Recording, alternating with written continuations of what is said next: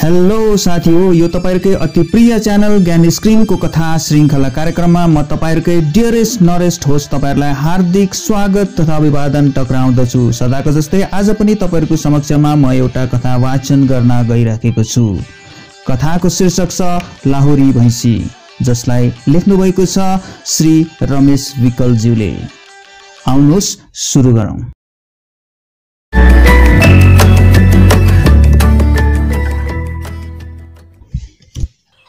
लाहुरी भैंसी। लुखुरिया घर त निकै रमझम देखिन्छ नि। आँगनमा पनि निकै मान्छे झ्यामिएका छन्।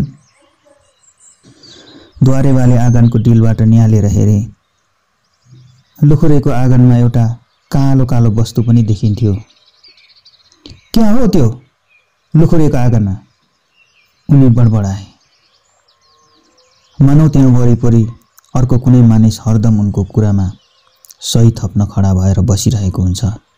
बोलिसकेपछि उनी आफै झस्केर चारैतिर हेरे। नजिकै वरिपरि अर्को कुनै जीवित अस्तित्व छैन, केवल आफू ठिङ्गो। उनी आफै लज्जित भएर अनि अलिअलि खस्किएको स्वरमा तल्लो पाटो खन्न लागेको रामवीर धरतीलाई हकारे। रामे, ए रामे, लुखुरेका आँगनमा के को रुमुलो हो? हेर हेर, एउटा कालो कालो डिङ्गो जस्तो पनि देखिन्छ नि। हाँ बा, होइन बा, अस्ति कता हुँदो त लुखुरे भैँसी लिन जान्छु भन्थ्यो, मिल्यायो पोकी त। रामवीरले निधारमा हातको छारी पारेर लुखुरेको आँगनतिर निहालेर हेर्यो। ए हो त नि, क्या त त्यो भैँसी नै हो त हो? ल्याएछ बजियाले। लुखे बजियाले भैँसी ल्याएछ? द्वारेवाले घोर आश्चर्यको स्वरमा भने। मानौ लुखुरेले भैँसी ल्याएको कुरा उनी सपनामा पनि पत्याउन सक्दैनन्। साँच्चै नै उसले भैँसी ल्याएकै हो भने यो जतिको घोर आश्चर्य र घोर अपराध अरू केही हुन सक्दैन। आफूले एउटा भने जस्तो लाहुरी ल्याउने जम्का गर्दा गर्दै छेपाराको उखान भइरहेको लुखुरे नाथुले भैँसी ल्याउने, यो कसरी हुन सक्छ? उनलाई यो आफ्नो द्वारेपनको निम्ति एउटा थप्पड झैँ लाग्यो। उनले मनमा अलिक असजिलोको अनुभव गरे। भित्र अलिक चस्के झैँ, भित्र मुटुमा कसैले फोन बजाएको सियोले च्वास्स गोजिदिए झैँ उनलाई लाग्यो। कस्तो भैँसी ल्याएछ हँ? लुखुरे बजियाले। खोइ बा, गोडा 4 सयको हेरेर ल्याउनु पर्ला भन्थ्यो लुखुरे। रामीले सपनामा डुबे झैँ एक तमासको स्वरमा भन्यो। उसका आँखा एक दृष्टि लागेर लुखुरेको आँगनतिर हेरिराखेका थिए। सायद ऊ पनि आफ्नो यस्तै भैँसी बाँधिएको अनि रुम्लो भएको सपनामा चाहना पुगेको थियो। द्वारेबाका मुटुमा ज्यादै उत्सुकताको काउतीले कुदकुतायो। कस्तो भैँसी ल्याएछ त ए लुखुरे बजियाले? उनको गोडा भयानक आकर्षक शक्तिले खिचे झैँ लुखुरेको घरतिर डोरिए। हिँड, हेरिहालौँ कस्तो भैँसी ल्याएछ त्यस बजियाले। लुखुरेको आँगनमा मानिसहरू जम्मा भएका थिए। उसको 4 वर्षीय छोरो पिँढे लाहुरी भैँसीका चारैतिर थप्पडी बजाउँदै घुम्दै थियो। बाबुले आकुरी भन्ज्याङमा भैँसी ल्याइ पुर्याएदेखि नै उसको भुइँमा खुट्टा थिएन। बाबु आँगनमा आइपुग्दा नपुग्दै उसले बाबुले भैँसी ल्याएको कुरा आफ्ना सबै दौतेरीहरूलाई भनेर आफ्नो आँगनमा जम्मा गरे। बाबुले आँगनमा पाइला राख्न साथ ऊ खुसीको आवेगले उफ्रिँदै गएर बाबुको दाउराको फेरो समातेर जुन्डी। बा, हाम्रो भैँसी ल्याएको हो बा। ए गोपी, हेर हाम्रो बाले ल्याएको भैँसी। हाम्रो भैँसी त हो नि, भरे त यति ढुङ्ग्रोभरि दुध दिन्छ बाबै, अनि मोही पनि, अनि धेरै घिउ सहर लगेर बेचेर हामीलाई राम्रो दाउरा किन्ने हगी बा, हगी भन्या। लौ अब सहरमा जाँदा राम्रो दाउरा किनिदिने। लुखुरेको ओठमा अहिले मधुर हाँसो खेलिरहेको थियो। उसको मनमा आज प्रफुल्ल थियो। छोराको लिडे ढिप्पीले आज उसको मनमा कटुता पैदा गरेन अनि वेदनाले उसको मुटु चिरेन, किनभने कटुता र आत्मा प्रचन्न पैदा गर्ने निराशा उसको खत्तम भइसकेको थियो। आज उसको आँगनमा लाहुरे भैँसी सरसौदा बाँधिएको थियो। त्यो लाहुरी उसको सानो छोराको धेरै कालदेखि लिडे ढिप्पी र नमर्ने सपनालाई पूर्ति गर्ने कल्पवृक्ष भएर उसको दैलोमा बाँधिएको थियो। उसले लाहुरीतिर अत्यन्त स्नेह र ममताको आँखाले हेर्यो। सन्ध्याको शीतल हावाको स्पर्श उसलाई त्यसबेला भाग्यको मृदा हातको स्पर्श झैँ लाग्यो। आमाको स्नेहको सुमसुमाया झैँ लाग्यो। ऊ बिस्तारै लाहुरीतिर गयो। गजबको लाहुरी भैँसी, बडो 12 मानेबाट जत्रो कल्चौडो, जिगा पनि चिप्लेला जस्तो चिल्लो, कालो जिउ, छोटा छोटा मोटा मोटा सिङ। उसका अङ्ग प्रत्यङ्ग सबै रोमाञ्चित भएर आए। ऊ लाहुरीको जिउ अति ममताले मसार्न थाल्यो। लुखुरे मात्र होइन, आज उसकी स्वास्नी घैँटी पनि उमङ्गमा डुबेको थिए। उसले आज अघि पछिको जस्तो झर्केको फर्केको केही नगरी लोक्नेको प्रत्येक आज्ञा मानेकी थिए। बोल्नै नपरी पानी टक्राए अनि लोक्नेले अराउनै नपर्ने गरी पुरानो मकैको पिठोको कोहोले पकाएर लाहुरीलाई खान दिए।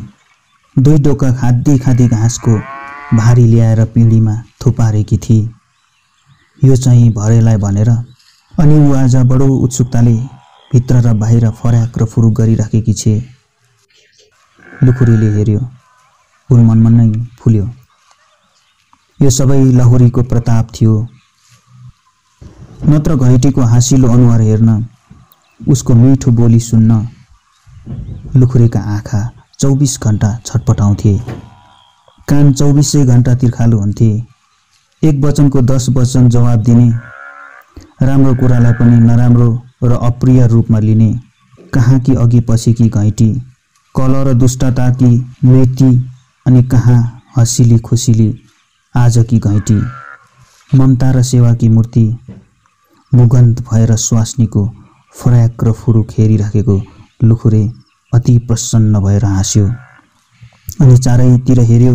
आज सम्पूर्ण प्रकृति नै हाँसे जस्तो उसलाई लाग्यो। पश्चिमपट्टि डाँडामाथिसम्म फैलिएको सिन्दुरे लाली अनि घरको वरिपरि फैलिएको वन जङ्गल, पाखा पहरा अनि रुखपात सबैले आज उसको खुसीमा खुसी मिलाएर हाँसे झैँ उसलाई लाग्यो। उसले अहिले साँच्चै 5-5 कोस बाटो हिँडेर आएको थकाइ पनि सबै बिर्सियो। आफ्नै हातले खोले तताएर खान दियो। जिउमा कटकटिएका सुकेका गोबरका पाप्रा आफ्नै हातले धोई पखाली गर्यो। पाडालाई आफ्नै हातले तेल खान दियो। यो सबै सकेपछि मग्न भएर लाहुरीको जिउ मुसार्न थाल्यो। त्यसै यसैको जिउमा टाँसिउँला झैँ, लिनहुला झैँ। त्यसै बेला उनका आँगनमा द्वारेबाले पर्दापन गरे। उनको साथमा रामबिरे थियो अनि घमाने र खुलाल पनि थिए। द्वारेबाले आफ्ना चिल्का जस्ता आँखा त्यो देख्दै रहर लाग्दो लाहुरीमा गाडे। चिलले सिनुमा गाडे झैँ घोस्ने आँखा अनि अरूले पनि विभिन्न भाव र सपना आँखामा भरेर त्यही लाहुरीमाथि मानसिक हमला गरे। कति हालिस ए लुखे? मग्न भएर लाहुरीलाई सुमसुमाइरहेको लुखुरे द्वारेबाको गुलियो स्वरले झस्कियो। हँ बा, उसले हडबडाएर हेर्यो। द्वारेबा आँगनमा। ऊ हडबडाएर उठ्यो। हत्तरपत्त द्वारेबाको गोडामा ढोकिदियो अनि लेक्रो तानेर भन्यो, कहाँ बा? पर्यो नै गोडा 17-21 कि कसो बा? उसले अलि जिज्ञासु आँखाले द्वारेका मुखमा हेर्यो। लुखुरेको स्वरमा बजेको अपूर्व अतृप्तको सङ्गीत र आँखामा छचल्केको सुनौलो सपना द्वारेबाको आँखामा त्यति मिठो लागेन। हृदयमा केले चस्स घोचे झैँ अनि जिब्रामा अलि टर्रो तित्तो नमिठोपना रसाए झैँ उनले अनुभव गरे। उनको अनुहार अलि नमज्जा लागे झैँ पलका निम्ति खुम्चियो। आँखामा दाउन्लाको फिलोङ्गो झैँ कुनै के हो राखियो। तर उनी यी सबै विरोधाभासलाई आफ्नो मिठो चिप्लाइभित्र छोप्न तत्कालै खोइ बाबै, यसै भन्न त कहाँ सकिन्छ र? भैँसीको जात। यति भनेर उनी भैँसीको नजिकै गए। नजिक गएर उनले भैँसीको सबै कुरा जाँचे। निहुरेर थुन र कलौचोडो जाँचे। चारैतिर घुमेर जिउ डाल आँखा सिङ सबै जाँचे। फराकिलो पुट्ठा 12 मानेबाट जत्रो कलौचोडो अनि मोटा थुन अनि चिल्लो कालो झिँगा पनि चिप्लेला जस्तो आङ, नीला निर्दोष आँखा, छोटा छोटा मोटा मोटा सिङ। भैँसी साँच्चै गतिलो देखिन्थ्यो, रहर लाग्दो। द्वारेबाको मन धमिलिएर आयो। धुवाले धुवासिएर कपडा धमिलिए जस्तो। भैँसीलाई त अलि बढी नै हालिस, दुध कति देला? कल्चौडो मात्र भएर के गर्नु? मासु खानु भएन मोटो छ भनेर? उनका आँखा र नाक अलिक खुम्चिए। लुकुरेको सातो उड्यो। किन र बा? उसले सङ्कित र भयभीत आँखाले द्वारेका आँखामा हेरे। त्यहाँ उसले कुनै किसिमको विकार पैलाउन सकेन, किनभने द्वारेको मनको सम्पूर्ण कुटिलता आएर उनको घोप्टे घुचाभित्र लुकेको ओठमा फरफराइरहेको थियो। अब द्वारेबाले उसको शङ्काले फुस्रिएका आँखामा गहिरोसँग हेरेर अनि एकपल्ट फेरि जाँच्ने कष्ट उठाए। उनले लाहोरीको चारैतिर घुमेर जाँचे अनि अन्त्यमा बडो गम्भीर भएर स्वरमा हुन सकेको सहानुभूति छरे। बाबै, भैँसी त धम्की छ। कसो है रामे, हेर त, कि मैले जानिन? रामेले एकपल्ट द्वारेबाको आँखामा हेर्यो अनि उनले जस्तो भैँसीको चारैतिर घुमेर जाँच्यो अनि खोलाल घामले पनि त्यही अभिनयलाई दोहोऱ्याए। अन्तमा रामवीरले बडो लाचारी साथ घोषणा गर्यो, द्वारेबाका आँखा किन जोग्थे र? यस्ता कतना कता भैँसी खेलाइसक्नु भएको त? कसो घमानी दाइ, भैँसी घम्की नै होइन त? घमानी र खोलाल एकैसाथ घन्के। हुन त यो घन्काइमा रामवीरको समर्थन अथवा विरोध के थियो कुनी? तर द्वारेबाले यसलाई आफ्नो समर्थनपट्टि बङ्गाइहाले। हाम्रा आँखालाई भ्रम पार्न त बाबै, यही ज्यानले कतना कता भैँसी सुमारियो। आँखा गतिला नभइदिए भए त ढुटी माटी भइसक्ने थियो। लुखुरीले दिउँसै तारा देख्न थाल्यो। अनन्त कालीमाको महाराउले आफ्नो चिरकाल देखिएको सपनाको जुनलाई सलक्क निले झैँ उसलाई लाग्यो अनि आफू चाहिँ अनन्त अन्धकारको खाडलमा अमल अमल भाष्य चाहिँ कुनै समाउने काँसको बुट्टुमा चाहिँ, हे भगवान! होइन बा, ज्यादीका ढकाल त करिया हाल्थे नि। केही खोट रहेछ भने सित्तै भो भन्थे नि त। तैपनि उसले छाम्ने कोसिस गर्यो। दोहोरेका आँखी भाउ केही खुम्चिए। को त्यो बाउठे ढकाल? त्यसको कुरा पत्याउन थाले त मान्छे खौला पर्छ। कतिलाई भडखडा जाक्यो, त्यस्तो बैमानी पो त त्यो। कसो रामे, कि मैले मिथ्या बोल्याउँ? कहिले बा यो भैँसी धम्की रहेनछ रे भने त हाम्रो मुखा जाँड हालिदिनु। रामवीरे धरतीले बडो दृढ भएर भन्यो र वचनको तल द्वारेका आँखामा खोज्यो। लुखुरे दुवै हातले पुरपुरो समातेर आँगनमा बस्यो। केही क्षण अगाडिको उसको मानसिक सपनाको फुलबारीमा एक्कासी तुसारो बरियो। अघिसम्म उमङ्गमा खिलखिलाइरहेको उसको चारैतिरको वातावरणमा अहिले अवसादको कालो बादल दौडियो। उसका आँखा तिमिराउन थाले। आँखा अगाडिको हाँसिरहेको आकाश, गाइरहेका चराचुरुङ्गी, नाचिरहेका लहरापात सबै धमिला देखिन थाले। शरीरभरि पसिना चिटपिटाए झैँ उसलाई लाग्यो। के त उसले वर्षौँदेखि पालिरहेको सपनाको संसारमा भुइँचालो आयो? के त उसले सुन ठानेर पानीसरी पैसा वहिरिएको वस्तु पित्तलको टुक्रो ठरियो? के त उसलाई भाग्यले यसै गरी ठग्यो? हेर्दा हेर्दै घर, भैँसी, सानो पोडे सबैका अनुहार बादलभित्र पसे झैँ उसलाई लाग्यो। ईश्वर! उसको छातीबाट एउटा दर्दिलो सुस्केर निस्केर वायुमण्डलमा रिमुलियो। अस्ति काठो, भोलि नै लगेर त्यसको डिगो त्यसको दैलोमा मिल्काइदिन्छु। लुखुरे दुःख र पीडाले बडबडायो। बाबुको एक्कासी बदलिएको भाव देखेर अघिसम्म संसारको बादशाह झैँ खेलिरहेको पिडे सानो डराएको र शङ्काएको आँखाले बाबुको अनुहार हेर्न थाल्यो। अघिसम्म सम्पूर्ण अङ्ग र सम्पूर्ण चेष्टाबाट हाँसो र प्रसन्नताको वरदान वर्षाइरहेकी अहिले पानीमा परेको गुइठो फुले झैँ फुलेकी ढोकाको एउटा फप्ल्याटो समातेर उभिरहेकी थिए। लुखुरीले देख्यो सबैका अनुहार ओइलाएका थिए। द्वारेबा घोप्टे जुगाभित्रको कुटिल मुस्कानलाई ओठभित्र लुकाएर घरतिर हिँडे। कमाने र खोलाल पनि उनकै पछि लागे। लुखुरेका काँधमा हात राखेर रामबिरेले भन्यो, अब पिर गरेर के गर्छस् बाबै? जे हुनु भइहाल्यो।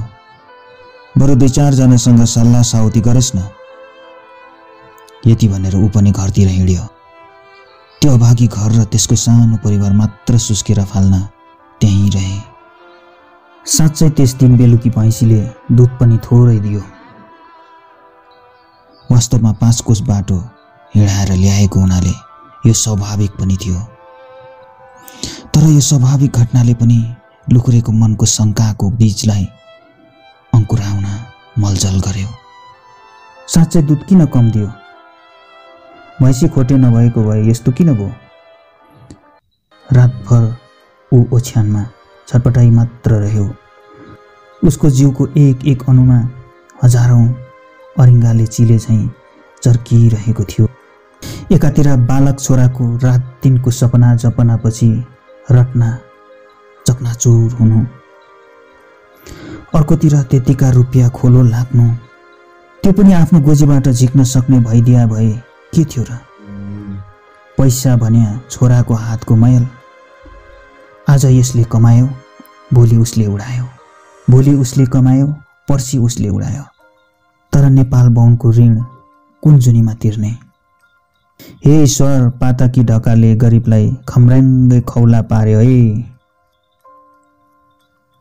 लुखुरी यताबाट उताबाट यता छटपटिन थाल्यो। अँध्यारोमा उसका आँखा अगाडि त्यो 250 रुपियाँ नेपाल बाहुन भएर नाच्न थाल्यो। अनि त्यो नेपाल बाहुनको मूर्ति फलाम जस्तै कालो भयो।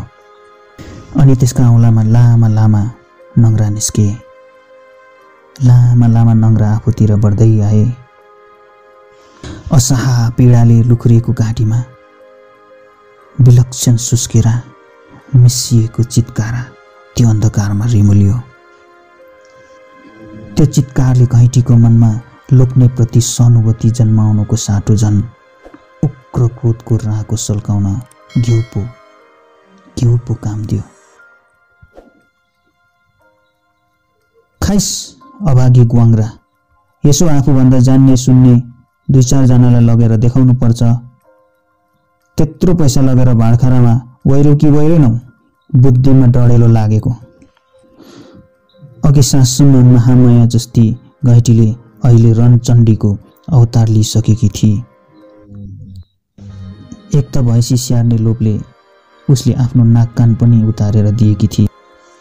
दोस्रो त्यसमाथि त्यत्रो ऋण। अनि उसको ब्रह्माण्डमा आगो सल्कन कुनै अस्वाभाविक थिएन। एकातिर घरबार साउलाई सुम्पियो, अर्कोतिर नाक कान रित्यो, त्यसमाथि माल ल्याएको पनि फुटेको आँखाले हेरेर। लगेर भोलि बिहानै जहाँबाट ल्याएको हो त्यसको सिनो त्यसको दैलोमा मिल्काएर आउनु। अन्धा। लुखुरेलाई अहिले अरूको कुरा भन्दा पनि स्वास्नीको वचनको धार असहारा हुन थाल्यो। ऊ रन्थन्यो, हे ईश्वर, यति राम्रो भैँसी खोटो नभइदिया भए यो भुङ्रोमा किन पिल्सिनु पर्थ्यो? खोटी भैँसी पुलुक्क ढलिदियो भने? लुखुरेको मुटु काम्यो। उसले अघिनाको आगो फुकेर बत्ती झुल्कायो। नबाँध्या बाँधै किलैमा पुलुक्कै ढलेको पो छ कि? ऊ हुरहुर आउँदै कटेरामा गयो। उसले बत्ती खोपामा राख्यो। भैँसी जस्ताको तस्तै किलामा बाँधिएको थियो। कालो चिल्लो 12 मानेबाट जत्रो कल्चौडो, झिगा पनि चिप्लेला जस्तै कालो अङ्ग, छोटा छोटा मोटा मोटा पातला भिडे सिङ, नीला नीला निर्दोष आँखा, कतै पनि कुनै हेरफेर छैन। उसको छातीबाट गहिरो सुस्केरा, सन्तोषको सुस्केरा निस्कियो, तर त्यो सुस्केरा चिसो थियो। साँच्चै यो भैँसी खोटे नभइदिया भए? भैँसी देख्नेमा यस्तो राम्रो भएर के गर्नु? बाबै, हाम्रा आँखालाई झोक्यानमा पार्न त यस्ता कतना भैँसी सुमरिसकियो। द्वारे भएको स्वर अझै उनको कानमा घन्किरहेको थियो। साँच्चै द्वारेवालाई झोक्यानमा पार्नु खेलाइची होइन। लुखुरीलाई साह्रै पीडा भयो। लुखुरी त्यहाँबाट फर्केर ओछ्यानमा पल्टियो। छटपटी बाहेक त्यो रातका झ्याइ झ्याइले उसलाई केही पनि दिन सकेन। त्यसमाथि स्वास्नीको घोचपेचले त उसको मुटु छियाउन खोज्थ्यो। अभागी गुवाङ्रा, केही नगरी पत्तै नपाई भैँसी पुक्लुक्क ढल्यो भने के गर्ने सुर छ? ए, यस्तो खोटी भैँसीमा धन ओइरिए? साँच्चै घरिघरि लुखुरीको मुटु आशंकाले काम्थ्यो। साँच्चै कतै किलामा बाँधे भैँसी भुलुक्क ढल्यो भने? धम्की भैँसी नहो? अनि ऊ रन्कामा घरिघरि उठेर कटेरामा जान्थ्यो। आँखाभरि भैँसीलाई हेर्थ्यो। अति मायाले उसको जिउ सबै सुमार्थ्यो। चिल्लो कालो आङ, 12 माने बाटा जत्रो कल्चडो, छोटा छोटा पातला पातला सिङ, अति फराकिलो पुट्ठा, निर्दोष नीला आँखा, अनि फेरि ओछ्यानमा आएर लड्थ्यो। तर घैँटीको मुटु छिर्ने वचनले सुइरो जस्तो भएर घोचिरहन्थ्यो। अनि ऊ अँध्यारोमै आँखामा पछुतो र क्षमाको याचना भरेर स्वास्नीतिर हेर्थ्यो।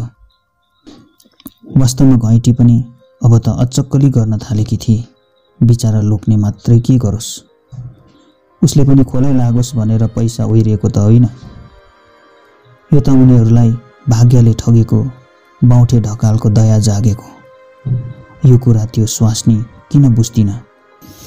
हे ईश्वर, बाउठे काठो भस्म खरानी भइजाओस्। गरिबलाई रुवाए। गरिबको धनले नपोली त कहाँ छोड्ला र परमेश्वरी। आफूलाई पोल्या थाहा छैन, अर्कालाई पोल्या सपना देख। त्यो सिनाको मासु बेचेर उठाउने सुर छ कि ग्वाङ्रा? घैँटीको स्वर रोष र पीडाले काँपिरहेको थियो। लुखुरे के सुर गर्यो? भैँसी नै फर्काएर लैजाउँ त भने पनि एक त 5-5 कोस बाटो हिँडेर लैजानु, दोस्रो लेप्पा खुवाएर पठाइदिन्छ। के भनेर हात परिया थैली फिर्ता दिन्थ्यो रे? त्यस्तो इमान्दारी भए त गरिबलाई त्यस्तो झुक्यानमा पारेर सत्यनाश गर्ने थिएन नि। लुखुरी आफ्नो भित्रबाट वेदनालाई छातीभित्र दबाएर मुर्दा लड्दै झैँ लडिरह्यो। भोलिपल्ट द्वारेबाका पिँढीमा गाउँका बुजुर्ग जम्मा भएका थिए। यो गाउँको चलन बिहान बेलुकी तमाखु खान, गफसफ गर्न, दुःख दर पोख्न ठुला ठुलाकै घरमा जम्मा हुन्छ। गाउँभरिको टिपाटिपनी हुन्छ र भइरहेको पनि थियो। त्यसै बेला अँध्यारो मुख ल्याएर लुखुरी आयो। द्वारेबाका गोडामा शिर टेकायो र एक छेउमा साह्रै डराए झैँ बस्यो। क्या हो, के भन्न आइस लुखे? द्वारेले आफ्नै कटु स्वरमा भने। भैँसीले हिजो साबुत दुध दियो त? दिएन बा, दिएन। के दिन्थ्यो? लुखुरीले डुबेको स्वरमा भन्यो। साँच्चै ऊ निराशको अतल गहिराईमा डुबेको थियो। हामीले भनेको त, द्वारेबले अरूतिरै हेरेर भने। यो लुखे बजिया सोझो मधेस मारेर आएको बाउठे के मान्थ्यो र भुसुक्कै ठगिस। यो जैरे पनि उस्तै सोच्न बुझसँग त्यत्तिकैमा पैसा ओइरिन हुन्थ्यो के त? हामी पनि त थियौँ नि। यति भनेर द्वारेबा भर्खरै कान्छी धर्नेले ल्याएको तमाखुबाट खरानी उडाउन थाल्यो। तबै त भनेको त, बिग्रिने बेलामा आउँदैन मती भनेको त्यही हो। अब खोटी भैँसीमा थैली खनाएर अब अरू कसले गलत त? बुढाथोकीले लुखुरेको सुकेको अनुहार हेरेर भने, कुन चाहिँ यही जस्तो आँखा फुटेको होला त? खोटी भैँसीमा थैली खन्याउने तैँले भन्न, द्वारेले भनेर अपेक्षाले मुन्टो बटारे। ऋण गरे त होलास् नि, घमानेले भन्यो। यसको भैँसी खोटे रहेछ रे भने त हाम्रो मुखमा अपेक्षा हालिदिनु। द्वारेका पुरोहित सीताराम पौड्यालले हत्केलाले नाक मासतिर फर्काउँदै लामो लेक्रो तानेर घोषणा गरे अनि द्वारेबाको मुखतिर हेरे। वास्तवमा उनले लुखुरेको भैँसीको अनुहारसम्म पनि देखेको होइन, तर कदाचित द्वारेबालाई खुसी पार्न सकिन्छ भन्ने गाउँको भैँसीको त के कुरा। बम्बईको तिलकराम मरवाडीले किनेको रोयल्स रायस मोटरमा पनि खोट निकाल्न उनी पछि हट्दैनथे। ती सबै किसिमका साँचा झुटाको संयुक्त हमलाले लुखेको मनको कुनै कुनामा कुनै किसिमको आशाको झिल्को सम्म पनि रहन दियो। उसको आत्मा विकल भएर बिलाप्न थाल्यो। द्वारेबा म त खौलामा परेँ, द्वारेबा म त खौलामा परेँ। अस्ति बौठेले मेरो त सर्वस्व गर्यो, म त जोगी भएर हिँडे पनि भो द्वारेबा। क्यार्छस् त बाबै, तेरो बुद्धिले त हो, हामीले गरेर हाम्रा सल्लाहले होइन। हामीलाई के भन्छस्? द्वारे बुढा ज्यादै कठोर देखिन्थे। लुखुरेको मन भरिएर आयो। बा, मैले आफ्नै बुद्धिले आफ्नै घुँडामा बन्चोर हाने, अब के गरौँ बा? स्वास्नीको नाक कानको त भला केही थिएन, भर्सेला परोस् भनौँ। नेपाल बाहुनको 250 ऋण कहाँबाट तिरौँ? हे ईश्वर, अब के गरौँ? लुखुरेको स्वर साँच्चै वेदनाको भरले धर्मरायका झैँ काँपिरहेथ्यो। हे ईश्वर, म के गरौँ? अब अरू त जुक्ति नै छैन बाबै, रामवीरे एक कुनाबाट बोल्यो। अब त्यही सिनु लगेर फिर्ता दिए मात्र हो। के कर्कलाको पातको पानी जस्तो कुरा गर्दो हो यो रामे छुसी? द्वारेबाले रामवीरेको कुरालाई हावामा उडाइदिए। त्यो मुलुक मारा बाउठे, त्यसलाई तिमीहरूले चिनेकै छैनौ, के भनेर दिइरहेथ्यो? हात पर्या पैसा खुवाइदिस लोप्पा। बा, म त बिते, अब के गरौँ बा, म त खैला परेँ। लुखुरे बगरको माछा जस्तै छटपटियो। तँलाई त अखडै पर्यो, अब के गर्छस् त? रामवीरले सबभन्दा हेतु झैँ बोलीमा सहानुभूति घोलेर भन्यो। आ द्वारेबा, अब त्यसो होइन, लुखे बराउ गाउँको गरिब हो, च्यापोमा परिगयो। अब तपाईँले विचार नगरेर कसले गर्छ यसको विचार? के कुरा गर्छस् हे रामे त? यसलाई उकास्न आफू खैलामा परौँ? स्वरमा अपेक्षा थियो द्वारेको। होइन बा, 150 भने तपाईँको निम्ति पनि बराबर छ, तर गरिबको त घरबास उठ्छ, तपाईँले नगरे कसले गर्छ? रामेले सिफारिस गर्यो। हो बा, बिचारालाई तपाईँले नै गरिदिनु पर्छ। गरिब हो, जुनीभर चाकरी गर्छ। बुढाथोकीले पनि रामवीरेको कुरालाई टेवा दियो। द्वारेबाले निकै बेर गम खाए।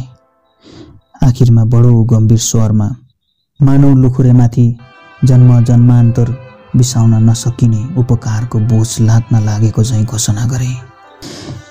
के तिमीहरू सबै त्यसै भन्छौ त?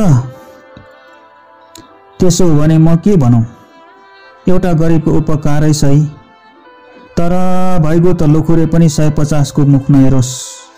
कि त 150 खर्चेर भैँसी तयार गराइ छाडे कि खैलामा जाकिए? एउटा गरिबको उपकारै हुन्छ भने लौ के भन्छस् लुखुरे? द्वारेबाका कुरा मनसिप हुन्। यस्ता भैँसीमा पैसा हाल्नु सिनामा पैसा हाल्नु जस्तै हो। त्यति माया मार्दामा लुखेलाई कुनै मर्का छैन। यो लेख सीताराम पौड्यालले जिकेका थिए। उनी धर्मका सारथी भएकाले उनले भनेको कुरा शास्त्रको वचन हो। मानौ उनी यस सभाका निर्विरोध सभापति हुन् र उनको निर्णय अन्तिम निर्णय हो।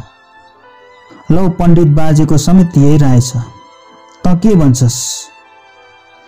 रामेले लुखेको मुखमा हेर्यो। त के भन्छस् त लुखे? द्वारेबाका आँखा निकै घोच्ने काँटाका थिए।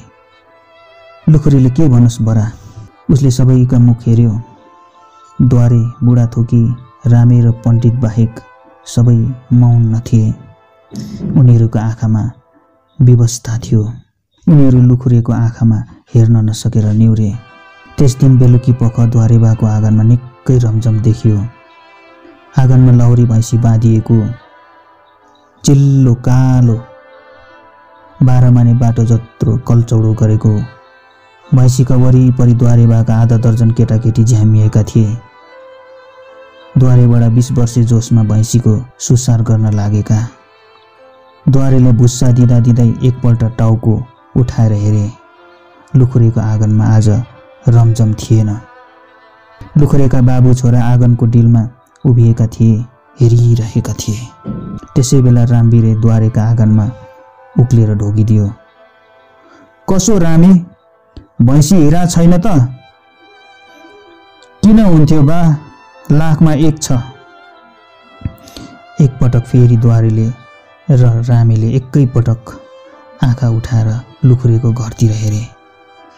डाँडाबाट ओर्लिएको साँझको मठैलो छायाले क्रमशः मठैलो पार्दै लगेका लुखुरेका बछुरोको आकृति एकटक लौरीतिर हेरिरहेका थिए।